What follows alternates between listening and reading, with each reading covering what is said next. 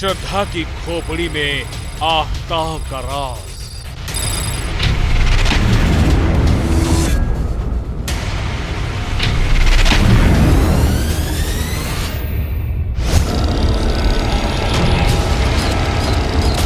लापता खोपड़ी करेगी खूनी रात का खुलासा।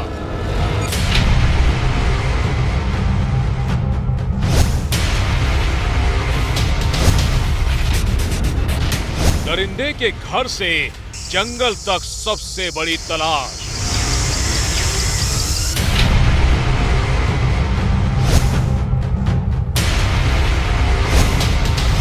मुर्दा खोपड़ी के जिंदा सबूत।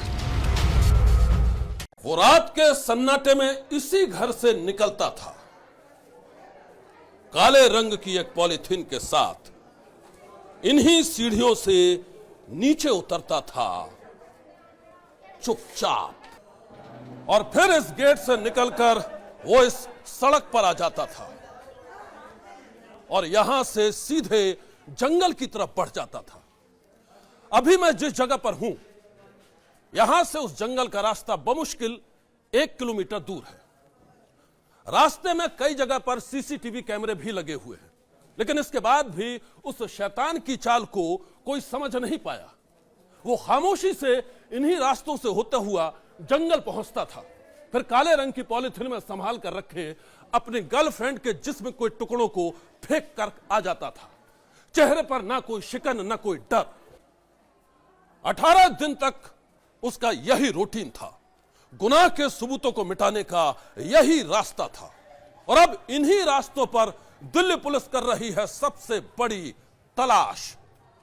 पुलिस को तलाश है बेमौत मारी गई लड़की श्रद्धा की खोपड़ी की, वो खोपड़ी जिसमें कैद है खूनी आफताब के जिंदा सबूत।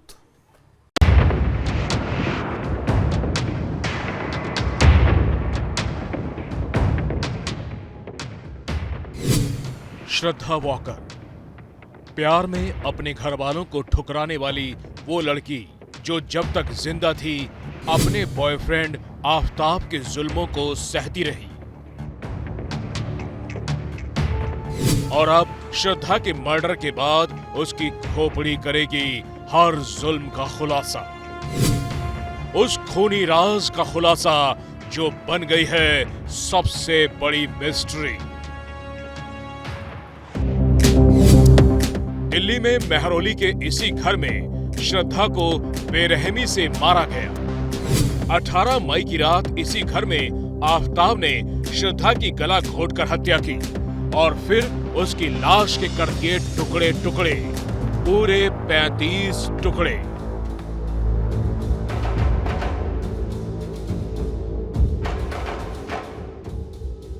श्रद्धा के मर्डर के खुलासे के बाद पुलिस के सामने सबसे बड़ी चुनौती है आरोपी आफताब के खिलाफ हत्या के सबूत जुटाना। मंगलवार को पुलिस इसी सिलसिले में आफताब को लेकर छतरपुर के जंगलों की खाक छानती रही। पुलिस को तलाश थी श्रद्धा की खोपड़ी की, लेकिन तमाम कोशिशों के बाद भी वो खोपड़ी नहीं मिली। मंगलवार को इन्हीं रास्तों से होकर दिल्ली पुलिस छतरपुर के इस जंगल में पहुंची थी। इसी जंगल में पुलिस वाले दिन भर आफताब को लेकर इधर से उधर भटकते रहे। आफताब की निशानदेही पर पुलिस वालों ने बॉडी के 13 टुकड़े रिकवर किए। देखने में वो टुकड़े इंसानी जिस्म के लगते हैं, लेकिन वो श्रद्धा के हैं या नहीं, इसका खुलासा डीएनए जांच के बाद ही होगा।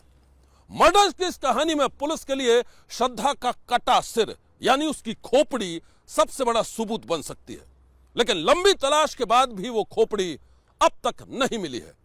सवाल है कि श्रद्धा की वो खोपड़ी आखिर कहां है? प्यार में श्रद्धा को मौत की सजा देने वाले आफताब पूनावाला के खूनी राज का सच क्या है? दिल्ली पुलिस इसके खुलासे के लिए आफताब से लगातार पूछताछ कर रही है। अब तक की पूछताछ में आफताब ने कबूला कि उसने श्रद्धा का गला घोंटने के बाद उसकी लाश के 35 टुकड़े कर दिए थे, लेकिन वो श्रद्धा के सिर को शत विशत नहीं कर पाया था और अब श्रद्धा का वो कटा सिर ही आफताब के लिए सबसे बड़ी मुसीबत बन गया है।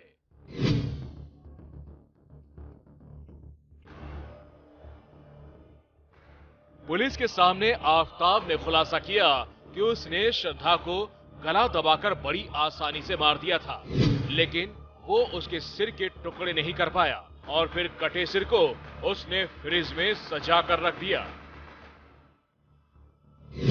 लाश के दूसरे हिस्से को तो वो रोज रात में 2 बजे उठकर फेंकता रहा, लेकिन सिर को उसने सबसे आखिर में ठिकाने लगाया।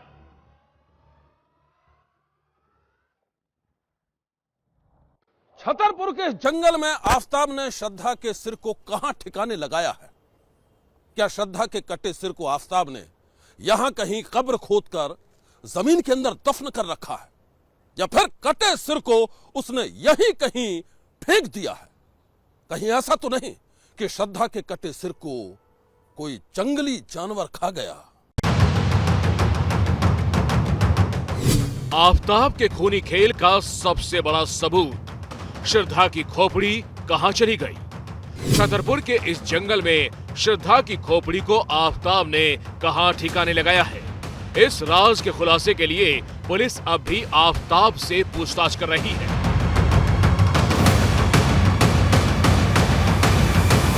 छानबीन में खुलासा हुआ है कि आफताब रोज रात को श्रद्धा के शव के हिस्सों को फेंकने से पहले उसके कटे सिर को फ्रिज से निकालता था, उसका मेकअप करता था और फिर कटे सिर से घंटों बातें करता था।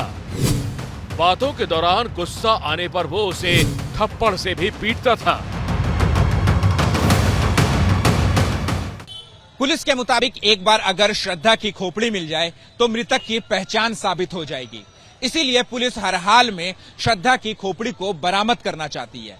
सबूतों की कड़ियों को सिलसिलेवार तरीके से जोड़ने के लिए पुलिस फिलहाल श्रद्धा के पिता विकास वॉकर के डीएनए से मिलान कर बरामद शव के टुकड़ों की शिनाख्त करने की कोशिश कर रही है। हड्डियों को डीएनए सैंपलिंग के लिए भेज दिया गया है। कुछ दिनों में इसकी रिपोर्ट आ सकती है। अब तक की जांच में खुलासा हुआ है कि श्रद्धा के शव को ठिकाने लगाने के दौरान आफताब दुर्गंध से बचने के लिए कई केमिकल्स का भी इस्तेमाल करता रहा। पुलिस सूत्रों के मुताबिक वो ऑर्थोबोरिक एसिड, फॉर्मेल्डिहाइड और सल्फ्यूरिक एसिड खरीद कर लाया था। पूछताछ के दौरान आफताब अपने बयान भी लगातार बदल रहा है। जांच टीम के मुश्किल सवालों से बचने के लिए अब वो कुछ याद ना रहने की बात कह रहा है। जांच के दौरान पुलिस को आफताब के किचन से खून के निशान मिले हैं। ये निशान उस वक्त मिले जब पुलिस क्राइम सीन को रिक्रिएट करने के लिए आफताब के फ्लैट पर पहुंची थी। आफताब के फ्लैट से मिले ब्लड सैंपल्स को जांच के लिए भेजा जा रहा है। अगर ये सैंपल्स किसी इंसान के होते हैं तो श्रद्धा के पिता के डीएनए से इसकी मैचिंग की जा सकती है। साथ ही आपको बता दें कि खूनी राज के खुलासे के लिए दिल्ली पुलिस ने कोर्ट से आफताब के नार्को टेस्ट की अर्जी भी लगाई थी, लेकिन कोर्ट ने इस पर अब तक कोई भी संज्ञान नहीं लिया है। श्रद्धा मर्डर केस में आफताब ने खुलासा किया कि श्रद्धा उस पर शादी का दबाव बना रही थी और इसी वजह से उसने उसकी हत्या कर दी। लेकिन पुलिस को आफताब की ये कहानी अधूरी लगती है। मामले की तह तक जाने के लिए दिल्ली पुलिस ने डेटिंग ऐप बम्बल से रिपोर्ट तलब की। पुलिस ने बम्बल ऐप से पूछा कि आफताब ने अब तक कितनी लड़कियों से संपर्क साधा है। पुलिस को शक है कि उन्हीं लड़कियों में से कोई एक लड़की श्रद्धा की हत्या की वजह हो सकती है। 27 साल की श्रद्धा मर्डर केस में कई दावे और रिपोर्ट सामने आ रही हैं। इनके मुताबिक 28 साल के आफताब ने महरौली के जंगलों के पास फ्लैट इसलिए लिया था ताकि हत्या के बाद श्रद्धा के शव के टुकड़ों को आसानी से ठिकाने लगाया जा सके।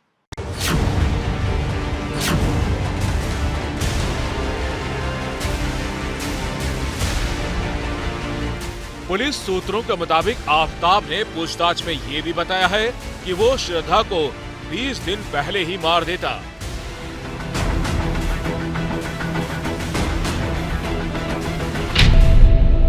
लेकिन झगड़े के बाद श्रद्धा इमोशनल हो गई थी और इसलिए उसने मारने का प्लान कैंसिल कर दिया। छानबीन में यह खुलासा भी हुआ कि श्रद्धा ने आफताब को फोन पर किसी लड़की से बात करते सुना, जिसके बाद दोनों की लड़ाई हुई थी। पुलिस के मुताबिक आफताब ने पूछताछ में ये खुलासा भी किया है कि श्रद्धा और उसके बीच 3 साल से झगड़ा चल रहा था। दोनों कई बार ब्रेकअप करने का प्लान कर चुके थे, एक बार ब्रेकअप कर भी लिया था। 18 मई को दोनों के बीच घर का सामान लेने को झगड़ा हुआ था। वो एक दूसरे से कहते थे कि घर का खर्च कौन देगा, सामान कौन लाएगा, और इन बातों से आफताब बेहद खफा था। दिल्ली पुलिस के टॉप सोर्सेज से मिली जानकारी के मुताबिक दिल्ली पुलिस छतरपुर एरिया की सीसीटीवी मैपिंग कर रही है। हत्या 6 महीने पहले हुई थी, इसलिए 6 महीने का रिकॉर्ड खंगालने की कोशिश की जा रही है। कुछ जगह आफताब घर की तरफ आते जाते दिख रहा है, हालांकि ज्यादातर जगह 15 दिन की ही सीसीटीवी रिकॉर्डिंग होती है। ऐसे में 6 महीने पुराना रिकॉर्ड निकालना बेहद मुश्किल नजर आ रहा है।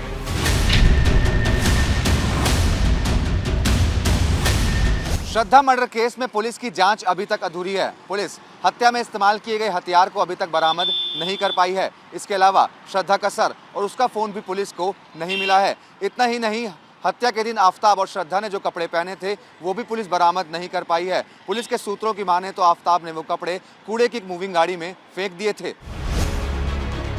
जानकारों की माने तो श्रद्धा मर्डर केस में टेक्निकल, साइंटिफिक और डिजिटली काफी जांच बाकी है। इसी से कोर्ट में केस स्ट्रांग हो सकेगा।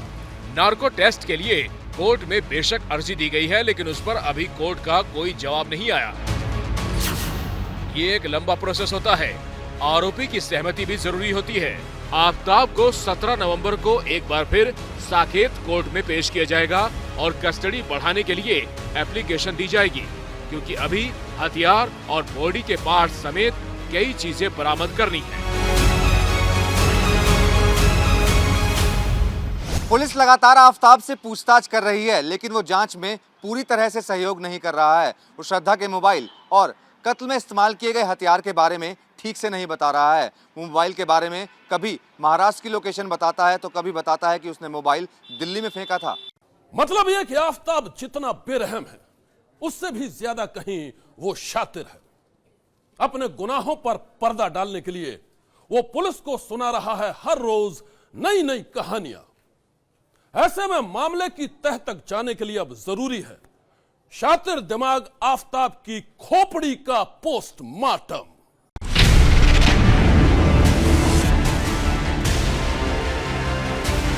दरिंदे बॉयफ्रेंड आफताब के चेहरे से मासूमियत का नकाब हट चुका है। आफताब की भयानक असलियत ने हर किसी के दिल में इस शैतान के लिए नफरत ही नफरत भर दी है। पूरा देश ये जानकर सन्न है कि श्रद्धा की हत्या के बाद आफताब की शैतानी खोपड़ी में कैसे अपने गुनाह को छिपाने के नए नए आइडिया आ रहे थे। आफताब ने अपनी लिव इन पार्टनर श्रद्धा को मौत के घाट उतारने के बाद पूरी प्लानिंग के साथ उसकी लाश के टुकड़े टुकड़े किए थे। उसी प्लानिंग के तहत आफताब ने लाश के टुकड़ों को दिल्ली के जंगल में फेंका और फिर उसने अपने घर के एक एक कोने से गुनाह के सारे सबूत मिटा डाले। लेकिन आप ये जानकर चौंक जाएंगे कि श्रद्धा की लाश को ठिकाने लगाने के बाद भी हत्यारा आफताब खामोश नहीं बैठा था, बल्कि उसके शैतानी दिमाग में क्राइम की खिचड़ी पक रही थी।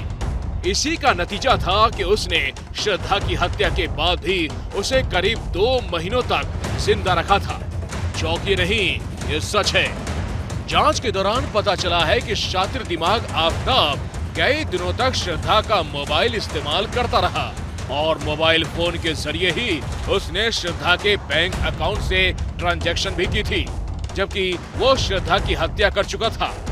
जांच के दौरान ये भी खुलासा हुआ है कि श्रद्धा का मर्डर करने के बाद इस शातिर हत्यारे ने उसके बैंक अकाउंट से करीब 54,000 रुपए अपने अकाउंट में ट्रांसफर किए थे। अपने बयान में जो बातें कही उसमें विरोधाभास देखने को मिला। अपने बयान में आफताब ने जो बात कही कि वो 22 तारीख के बाद से श्रद्धा के संपर्क में नहीं है, लेकिन जब वसई पुलिस ने इसकी जांच की और बैंक के ट्रांजैक्शन की डिटेल निकाली तो पता चला कि भले कह रहा है कि 22 तारीख के बाद संपर्क में नहीं है, लेकिन 22 से लेकर 26 के बीच ऑनलाइन ट्रांजैक्शन किए। 22 से लेकर 26 के बीच 54,000 रुपए का ऑनलाइन ट्रांजैक्शन किया गया और जब उसकी लोकेशन निकाली गई मोबाइल की तो ये दोनों ही लोकेशन छतरपुर इलाके के मिले। यानी मोबाइल दोनों मोबाइल का इस्तेमाल खुद आफताब ही कर रहा था और श्रद्धा के मोबाइल से पैसे अपने अकाउंट में ऑनलाइन ट्रांसफर कर रहा था। तो यहीं पर विरोधाभास लगा कि 22 तारीख से जब संपर्क में नहीं थी लड़की, मोबाइल और बैग के साथ चली गई थी, तो ये पैसे ऑनलाइन कैसे ट्रांसफर हो रहे थे। यहीं से संकेत मिला पुलिस को कि इसमें कुछ अनहोनी हुई है, कुछ गड़बड़ हुआ है। इसके बाद दिल्ली पुलिस से संपर्क किया गया, फैक्ट्स वेरीफाई किए गए और इस प्रकार से एक खुलासा जो है पूरे दुनिया के सामने आया और चौंकाने वाली जानकारी सामने आई। यकीनन किसी शैतानी खोपड़ी में ही ये आइडिया आ सकता है कि मर्डर के बाद किसी इंसान को दुनिया की नजरों में जिंदा कैसे रखा जा सकता है। कोई शातिर दिमाग शख्स ही यह प्लानिंग कर सकता है कि मोबाइल फोन के जरिए किसी मरे हुए इंसान को जिंदा साबित करने के लिए कैसे झूठी कहानियां गढ़ी जाती हैं। हत्यारे बॉयफ्रेंड आफताब ने भी ऐसी ही शैतानी प्लानिंग की थी। आफताब की शैतानी खोपड़ी का प्लान ये था कि वो श्रद्धा के मर्डर की हकीकत को हमेशा के लिए वक्त के पन्नों में दफन कर देना चाहता था। इसके लिए उसने श्रद्धा के बैंक अकाउंट ही नहीं बल्कि सोशल मीडिया अकाउंट्स को भी एक्टिव किए रखा ताकि लोग ये समझते रहें कि श्रद्धा जिंदा है, सही सलामत है। हत्यारे आफताब की ये खतरनाक प्लानिंग कामयाब भी हो गई थी क्योंकि सोशल मीडिया अकाउंट पर एक्टिविटी देखकर मुंबई में श्रद्धा के दोस्त यही समझ रहे थे कि वो दिल्ली में सही सलामत है। श्रद्धा के दोस्त लक्ष्मण ने खुलासा किया कि उसने जुलाई महीने में भी श्रद्धा के साथ सोशल मीडिया के जरिए चैट की थी। ये बात है लगभग अगस्त से मुझे ऐसा चिंता होने लग गई कि ये अभी लास्ट 2 महीने पहले उसने कांटेक्ट किया था। उसके बाद अगस्त का महीना हो गया, अभी तक उसके साइड से कोई रिप्लाई आया नहीं, मेरे किसी भी टेक्स्ट का रिप्लाई आया नहीं, फोन स्विच ऑफ आ रहा था। So that is when it became a point of concern for me. So मुझे दूसरों को, मेरे फ्रेंड सर्कल में कॉमन फ्रेंड्स है, उनको मैंने पूछना चालू किया एंड देन लेटर ऑन मैंने फिर किसी से भी कोई मुझे अपडेट नहीं मिला तो फाइनली मैंने उनके ब्रदर को बता दिया कि ऐसा है। लास्ट मेरा उनसे जुलाई में बात हुआ था, उसके बाद से आज तक मेरा उनके साथ कोई कांटेक्ट नहीं हो पा रहा है। So it's better that we reach out to cops and seek for their help.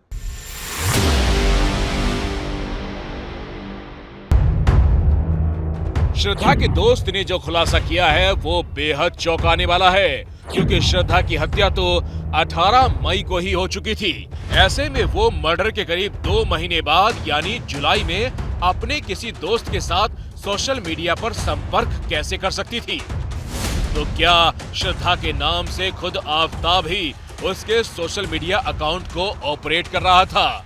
तो क्या जुलाई में खुद आफताब ने ही श्रद्धा बनकर मुंबई में रहने वाले उसके दोस्तों के साथ चैट की थी ताकि किसी को भी ये भनक ना लग जाए कि श्रद्धा की हत्या हो चुकी है? श्रद्धा बनकर उसके सोशल मीडिया अकाउंट ऑपरेट कर रहे शातिर आफताब ने लक्ष्मण के साथ चैट में ब्रेकअप की बात भी लिखी थी।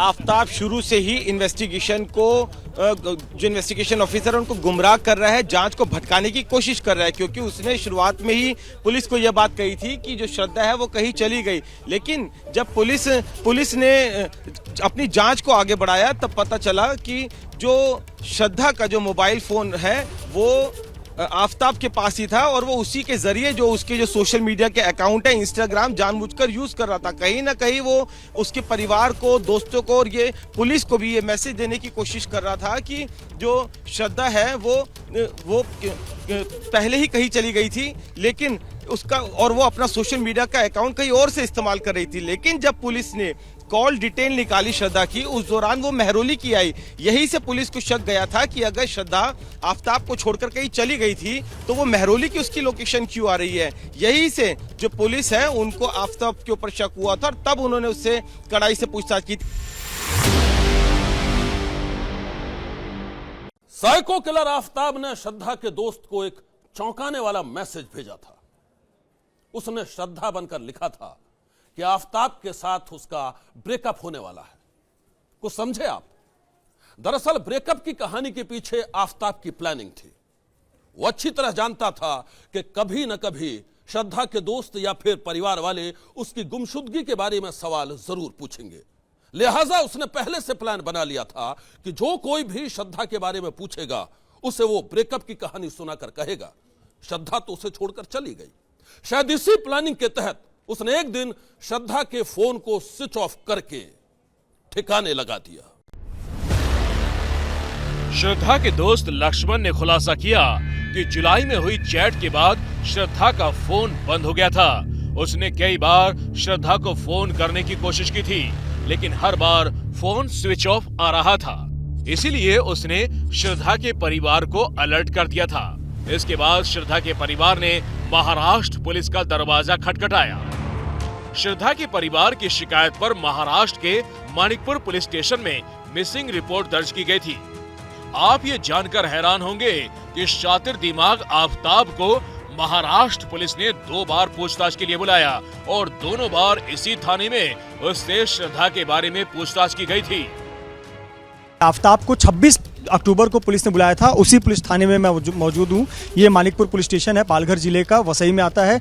इसी जगह पर आफताब को बुलाया गया था 26 तारीख को। यहाँ पर उसका बयान दर्ज किया था। ये जो सामने आप रूम देख रहे हैं, कमरा, इसी कमरे में आफताब का बयान पहले दिन दर्ज किया गया और बाद में 3 नवंबर को बुलाकर भी दूसरी बार बयान दर्ज किया गया और डिटेल में उसका बयान, लिखित बयान लिया गया। और उसके पहले यानी 26 तारीख का जो बयान दर्ज किया गया था, उसी के बाद से ही आफताब का परिवार यहाँ से जाने की योजना बना चुका था। यानी आफताब ने कोई न कोई संकेत परिवार के सदस्यों को दिया होगा, एक ऐसी आशंका जताई जा रही है।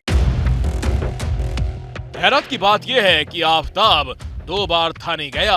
उसने पुलिस के सवालों का सामना किया और हर सवाल का बड़े ही इत्मीनान से जवाब दिया।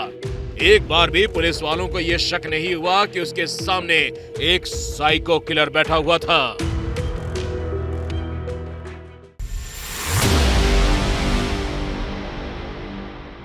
पुलिस को देखकर बड़े बड़ों की सिट्टी पिट्टी गुम हो जाती है, लेकिन साइको किलर आफताब ने 2 बार झूठी कहानियां सुनाकर महाराष्ट्र पुलिस को गुमराह किया। जाहिर है उसकी शैतानी खोपड़ी में पहले ही पूरा प्लान तैयार था, इसलिए वो श्रद्धा की हत्या के बाद दिल्ली में बेफिक्र होकर ऐसे जिंदगी गुजार रहा था मानो कुछ हुआ ही ना हो। मैं आपको बता दूं कि आफताब जिस वक्त महाराष्ट्र में था, तब भी उसने श्रद्धा के साथ अपने रिश्तों को लेकर एक झूठी कहानी तैयार की थी। एबीपी न्यूज की पड़ताल में सामने आया है आफताब की कहानी का चौंकाने वाला सच।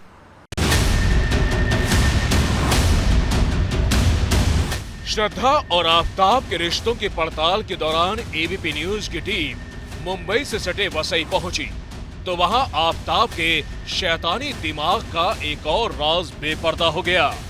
वो राज जो अब तक एक रेंट एग्रीमेंट के पन्नों में दफन था। इस रेंट एग्रीमेंट के मुताबिक शातिर आफताब ने किराए पर मकान लेने के लिए श्रद्धा को अपनी पत्नी बताया था।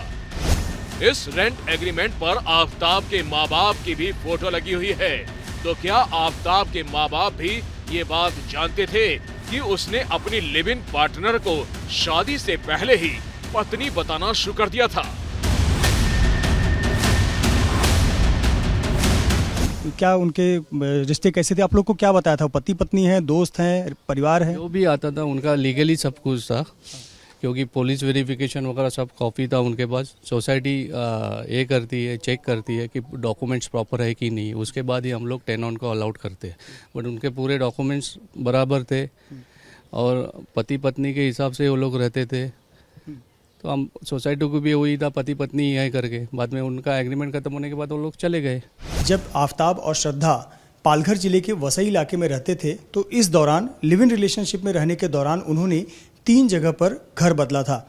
सबसे पहले वो अपना घर छोड़कर नायगांव इलाके में रहने गए थे। नायगांव इलाके से शिफ्ट होने के बाद वो रीगल अपार्टमेंट पर रहने आए। मैं उसी बिल्डिंग में मौजूद हूँ और उसी विंग में मौजूद हूँ जहाँ पर श्रद्धा और आफताब रहते थे। ये रीगल अपार्टमेंट का ये फ्लोर है, फ्लैट नंबर 302। इसी फ्लैट में श्रद्धा और आफताब ये दोनों रहा करते थे। लंबे समय तक दोनों यहाँ पर रहा करते थे। लगभग जानकारी के मुताबिक 20 से 22 महीने तक यहाँ पर दोनों रहे। लेकिन जो आस पड़ोस के लोग बता रहे हैं, सोसाइटी के लोग बता रहे हैं कि अक्सर उनके झगड़े हुआ करते थे, ज़ोर ज़ोर से झगड़े की आवाज़ लोग सुनते थे। लेकिन लोगों को जानकारी थी कि ये दोनों पति पत्नी हैं और पति पत्नी के बीच झगड़े हो रहे हैं। शातिर दिमाग आफताब के गुनाहों की कहानियां महाराष्ट्र से लेकर दिल्ली तक फैली हुई है। अभी उसके गुनाहों की सारी कड़ियां बिखरी हुई हैं और जब तक वो सारी कड़ियां जुड़ नहीं जाती हैं तब तक इस सनसनीखेज हत्याकांड को लेकर जारी रहेगी एबीपी न्यूज की पड़ताल। आज की सनसनी में बस इतना ही। आप रहिएगा होशियार। सन्नाटे को चीरती सनसनी कल फिर देगी दस्तक आपकी दहलीज पर।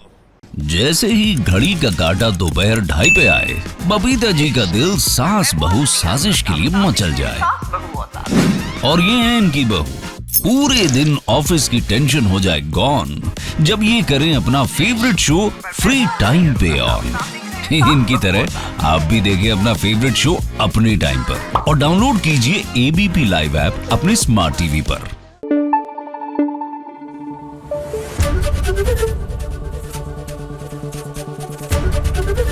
एबीपी न्यूज आपको रखे आगे।